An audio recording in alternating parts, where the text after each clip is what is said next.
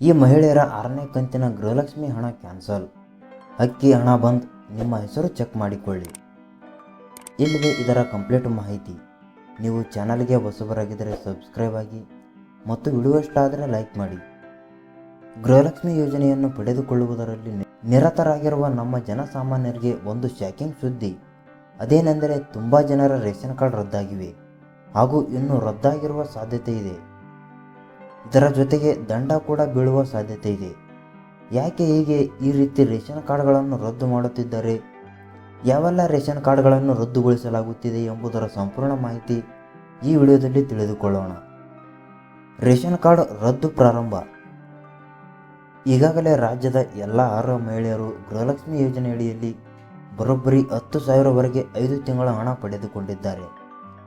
6ನೇ ಕಂತಿನ ಹಣದ ನಿರೀಕ್ಷೆಯಲ್ಲಿರುವ ಅರ್ಹರಲ್ಲದ ಮಹಿಳೆಯರಿಗೆ ಶಾಕಿಂಗ್ ಸುದ್ದಿ ಇದಾಗಿದೆ.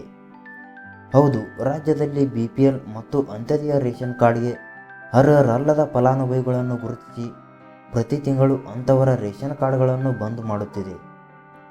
ಹೌದು, ಈ ವಿಚಾರದಲ್ಲಿ ತುಂಬ ಸ್ಟ್ರಿಕ್ಟ್ ಆಗಿರುವ ಸರ್ಕಾರ ಪ್ರತಿ ತಿಂಗಳು ಅರ್ಹರಲ್ಲದ ಮತ್ತು ಸುಳ್ಳು ದಾಖಲೆ ನೀಡಿ BPL ಕಾರ್ಡ್ ಪಡೆದುಕೊಂಡಿರುವವರ ಕಾರ್ಡ್ಗಳನ್ನು ರದ್ದುಪಡಿಸುತ್ತಿದೆ.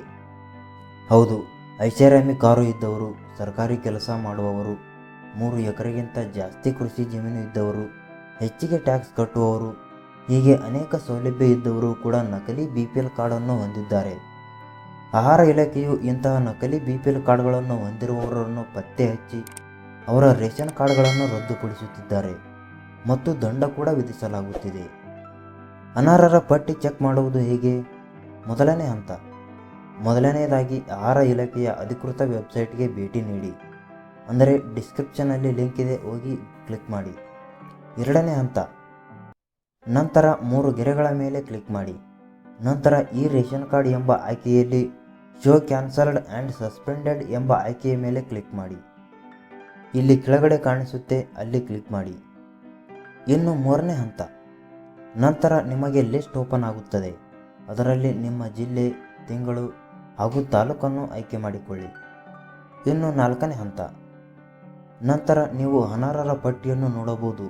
ಅದರಲ್ಲಿ ರದ್ದು ಆಗಿರುವುದಕ್ಕೆ ಕೆಲವೊಮ್ಮೆ ಕಾರಣವನ್ನು ಕೂಡ ನೀಡಲಾಗಿರುತ್ತದೆ. ಇಲ್ಲಿದೆ ಒಂದು ವಿಶೇಷ ಸೂಚನೆ. ಮನೆಯ ಯಜಮಾನಿಗೆ 2,000 ರೂಪಾಯಿ ಕೊಡುತ್ತಿದ್ದರಿಂದ ರೇಷನ್ ಕಾರ್ಡ್ನಲ್ಲಿ ಇರುವ ಮನೆಯ ಯಜಮಾನಿಯರಿಗೆ 2,000 ರೂಪಾಯಿ ಕೊಡುತ್ತಿದ್ದರಿಂದ ರೇಷನ್ ಕಾರ್ಡ್ನಲ್ಲಿ ಇರುವ ಮನೆ ಯಜಮಾನಿಯರನ್ನೇ ಗೃಹಲಕ್ಷ್ಮಿ ಎಂದು ಪರಿಗಣಿಸಲಾಗಿದೆ. ಹಾಗಾಗಿ ಈ ಕೆಳಗಿನ ಕಾರಣಗಳನ್ನು ಕೊಟ್ಟು BPL ಕಾರ್ಡ್ ರದ್ದಾಗಿದ್ದರೆ ಅವರಿಗೂ 2,000 ರೂಪಾಯಿ ಹಣ ಬರುವುದಿಲ್ಲ ಎಂದು ಹೇಳಬಹುದು. ಈ ಮಾಹಿತಿಯ ಬಗ್ಗೆ ನಿಮಗೆ ಏನೆನಿಸುತ್ತದೆ ಕಮೆಂಟ್ ಮಾಡಿ ಮತ್ತು ವಿಡಿಯೋ ಇಷ್ಟ ಆದರೆ ಲೈಕ್ ಮಾಡಿ.